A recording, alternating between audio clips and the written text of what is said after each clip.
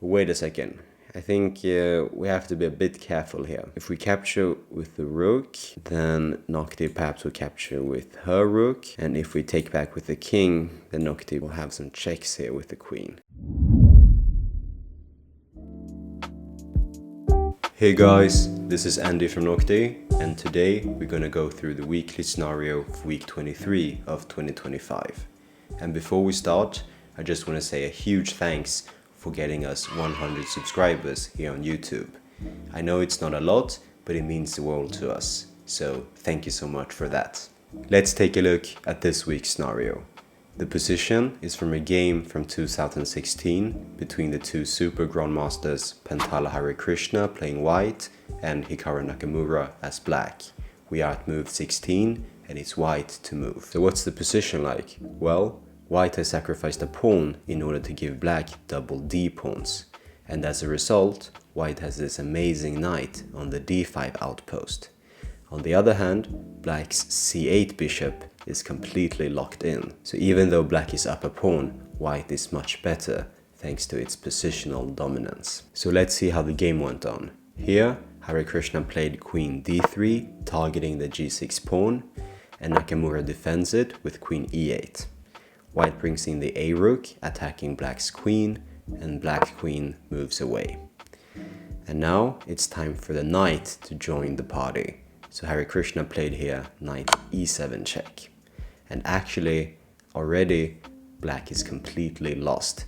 White has a forcing sequence of moves that will give black checkmate. And as we can see, all of white's moves so far have been forcing moves, delivering a threat. So here, Nakamura moves up the king to h7, and Harikrishna found this amazing tactic, knight g5 check. This forks the black's queen and king, and actually here, Nakamura resigned. But let's take a look at how the game could have ended. The natural move, capturing the knight, fails directly due to a mate in 1.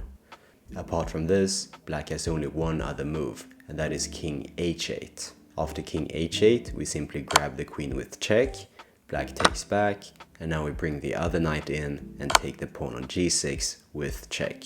Black must move the king, we bring in our rook, and now the only move for black is to block with his rook, and now we simply capture it and then deliver beautiful checkmate on h8.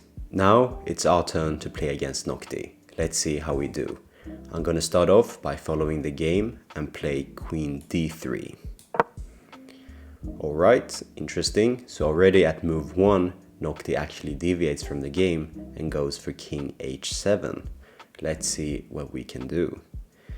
So Noctie defends the g6 pawn, and here I think we can just develop naturally.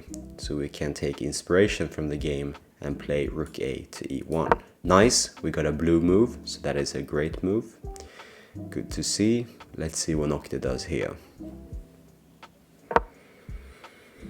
Okay, interesting. Noctie targets our rook with the bishop. But the question is if we can just ignore it and create the threat of our own. I'm thinking of playing knight e7. So now we are once more attacking the g6 pawn. Okay, Noctie defends it with the rook. And what do we do here? I'm thinking of two different moves. One of them is to play actively and go with the knight to h4. So from there we would have another attacker on the g6 pawn, and it will be under threat again. So the question is, if we play knight h4, black must respond to the g6 threat, and how does he do that? I think it's going to be difficult, so yeah, I'm going to go with that. And just to mention, my other move candidate was to play c3, blocking off the diagonal for the bishop. But I think that is unnecessary because our knight h4 move is much more active and it creates a threat immediately. Let's go with that. Okay, good to see that it's a green move, so that's a good move. Alright, and now Noctie grabs our rook, inviting us to capture on g6. So the question is, which piece should we capture with? I'm thinking of the h knight, because if we go knight h g6, then we have a nice discovered attack going on. And also, it's good to capture with the h knight because it will leave our knight on e7 to block off the g8 square. Nice, we got another great move. That is good to see. Okay, Noctie throws in this desperate check. I think we can just capture it with the rook. But wait a second. I think we have to be a bit careful here. If we capture with the rook, then Noctie perhaps will capture with her rook. And if we take back with the king, then Noctie will have some checks here with the queen. So the question is if that is a real threat or if it just looks dangerous, but in fact we are fine. Let's see about this. Well, I think it should be fine to capture on f2 because Noctie doesn't have enough attacking pieces. So a good tip here is that when you face a threat that looks dangerous, you have to pause a bit and see like if the opponent really has an attack going on or if you're just afraid of the checks. But here, yeah, Noctie can give a few checks if she wants, but we will be fine, I think. Good that the move is green, so at least it wasn't a blunder. The question is, what does Noctie do here?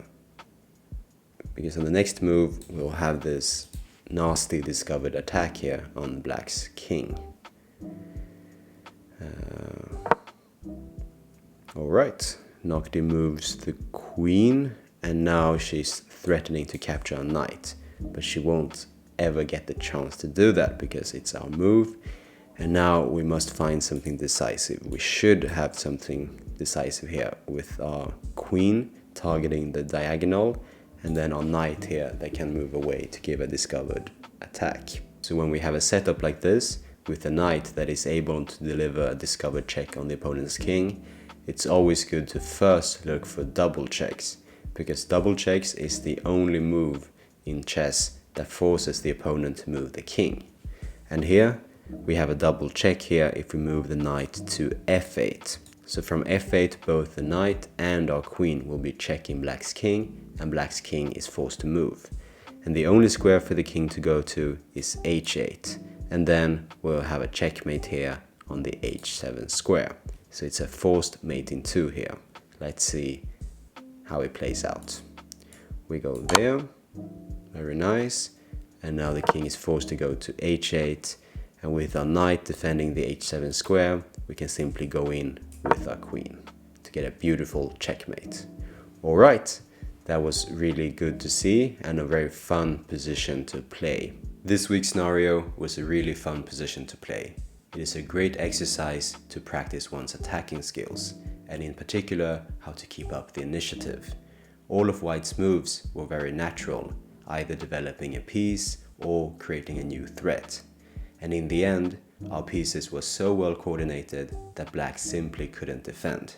And in these situations, tactics usually work our way, letting us to finish the game with a beautiful sequence of moves.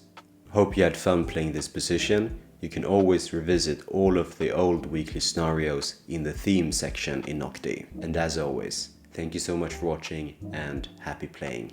Bye bye.